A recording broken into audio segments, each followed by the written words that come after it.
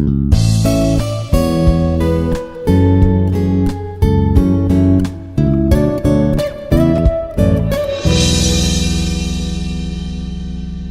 everyone, this is Dr. GVR Seshagiri Rao, Professor in the Department of Mechanical Engineering, Institute of Aeronautical Engineering, Hyderabad. So we are discussing engineering typology subject.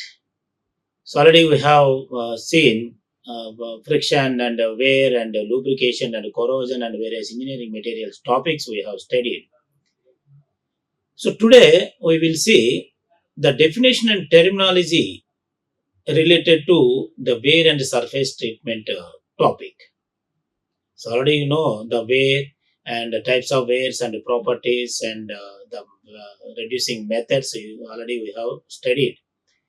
But sometimes in examination they will ask for short answers like these definitions and the terminology. So what are the important definitions involved in this wear and surface treatment, and how to attempt for those questions we will see today's session. So first of all, what is wear?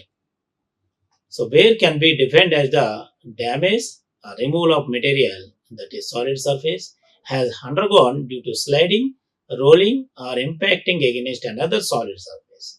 So whenever two surfaces are in contact position, there must be a friction and there must be a wear.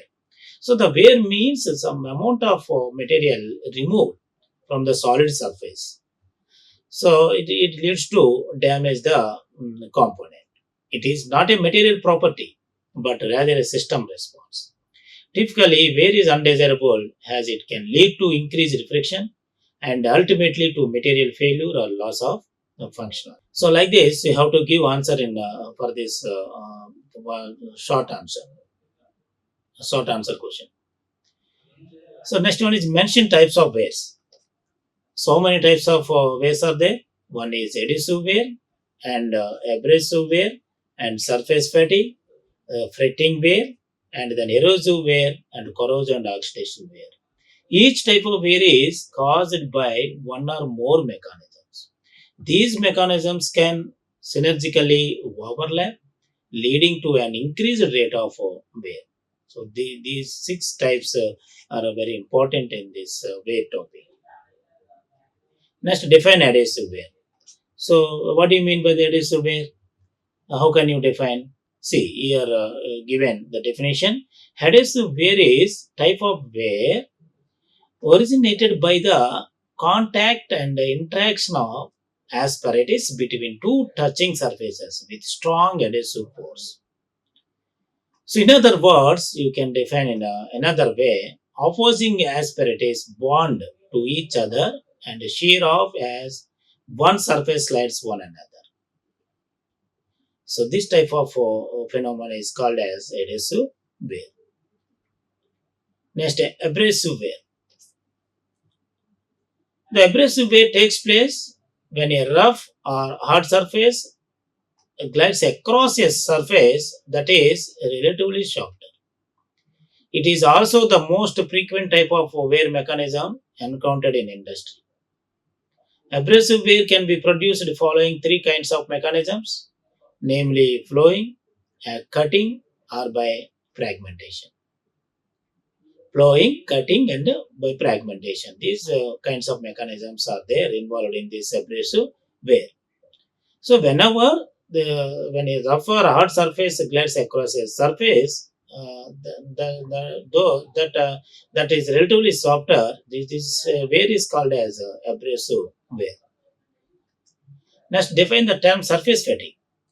The surface fatigue is the type of wear in which the surface of a material is weakened by cyclic loading.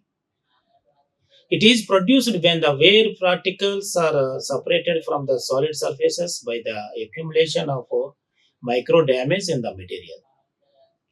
The wear mechanism in action combines the formation of cracks and voids in the solid surfaces, which are amplified within the running of cycles.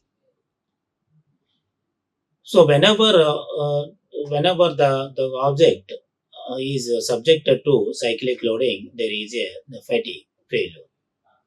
The surface fatigue is one type of wear. So the wear particles are separated from the solid surfaces. So next, what do you mean by fretting wear? The fretting wear occurs between two contacting surfaces in constant cyclical rubbing of small amplitude. It initiates fatigue cracks, which often result in fretting fatigue failure in shafts and other highly stressed components. This type of phenomena is called as fretting wear. That's what is erosive wear. So erosive wear is the type of wear produced by short sliding motion over a very short interval of time. It gives wear over a short interval of time, a short sliding motion over another surface. It is produced when particles gradually remove material from the surface by continuous impact, deforming and damaging it. The impact of erosive wear can be affected by the nature of the impacting particles, their size, shape, and hardness, as well as the velocity and angle with which they impact to the surface, are among other. What do you mean by corrosive and oxidation wear? The corrosive and oxidation wear occurs as a combined effect of chemical and mechanical action. Chemical action increases porosity of the surface, while mechanical action leads to wear out. There are also a series of factors that affect wear in this case, such as an improper design of the mechanism or the inability to remove sufficient heat or moisture from the contact. Next, what are the problems caused by adhesive wear? The adhesive wear can cause problems such as cold welding, scoring, fits, seizing, and built up edges, scuffing, tool breakage. These are the problems caused by adhesive wear. Next, what are the types of adhesive wear? So many types of adhesive wear. The several types of adhesive wears are there. So one is sliding wear, galling wear, and scoring or scuffing wear, and oxidative wear. So what do you mean by sliding wear?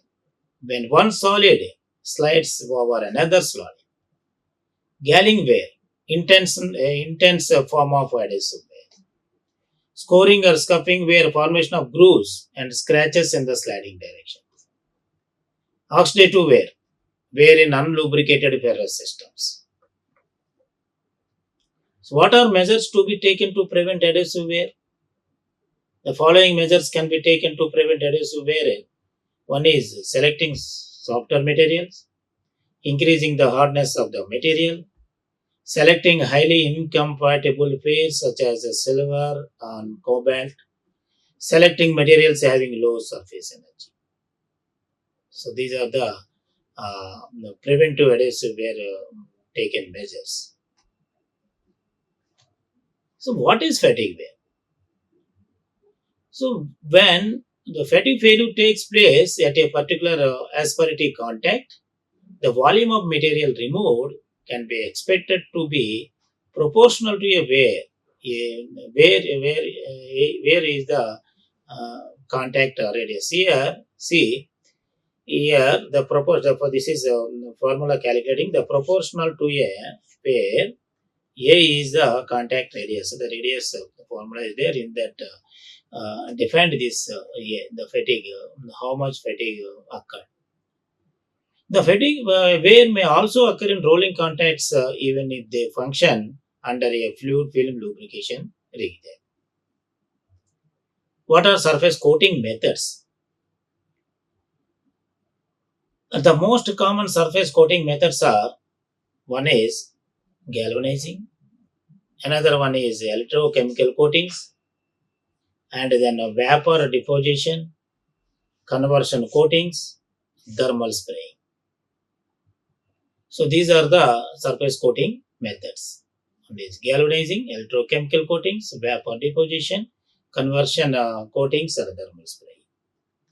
So differentiate between ultraless coating and electroplating. What is the difference between these two, ultraless and electroplating? So the main difference between ultraless coating from electroplating is the absence of external electric power. So one is required the external power and one is not required the external power. So in this method, the desired surface is first cleaned and immersed in a solution. Already we have studied in a theory part. The surface is hitched by the ions in the solution and ions located on the surface. Moreover, the desired coating ion is replaced with the located etchant ions by the difference of potential. Usually, nickel atoms are coated by using this surface coating method. Next, define the term anodizing. Anodizing is a process used to promote the formation of a protective oxidized oxide layer on the surface of a metal. The resulting oxide layer forms more rapidly and is usually thicker than if it was produced naturally. While several non-ferrous metals can be anodized, aluminum responds most effectively to this process. This phenomenon is called as anodizing. So next, galvanizing. The galvanizing involves immersing the metal, mostly steel or iron, in a molten zinc bath.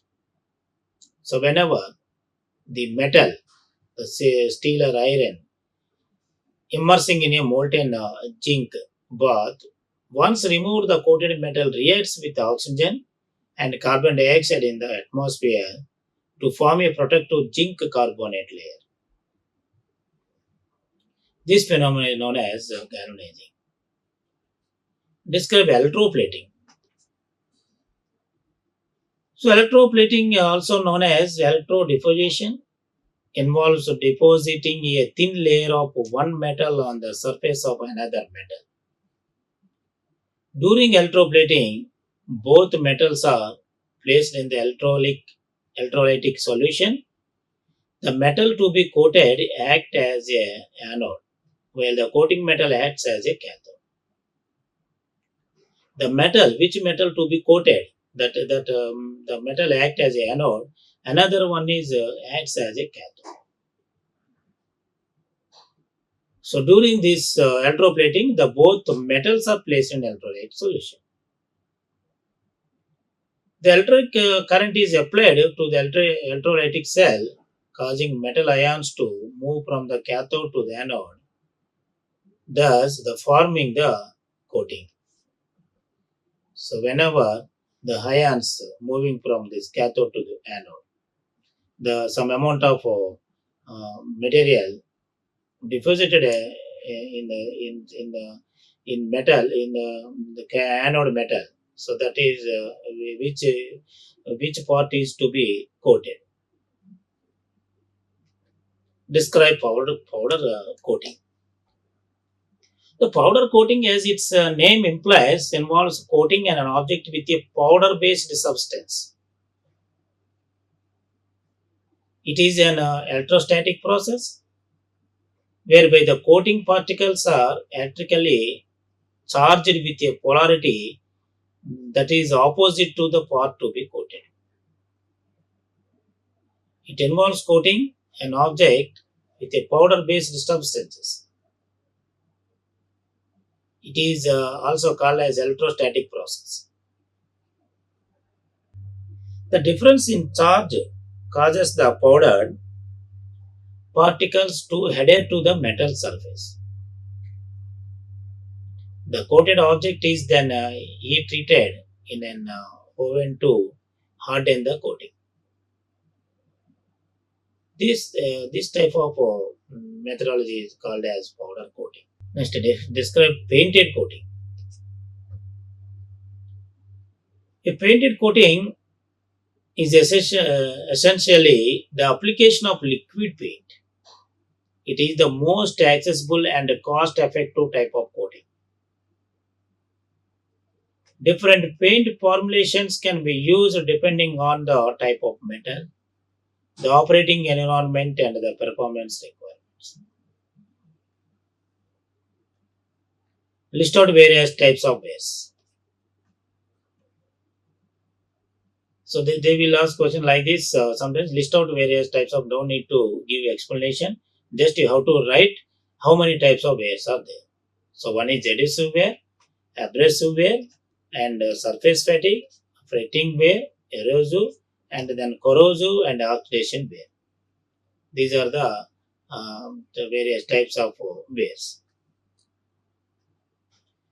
So these are the references I have taken for this definition and terminology, so that uh, you should know about the basics before studying of wear and surface treatment and different types of wears and process. You should know some terminology related to this wear and surface treatment. So these are the references I have taken. Thank you. Like, share and subscribe. Hit the bell icon for more updates.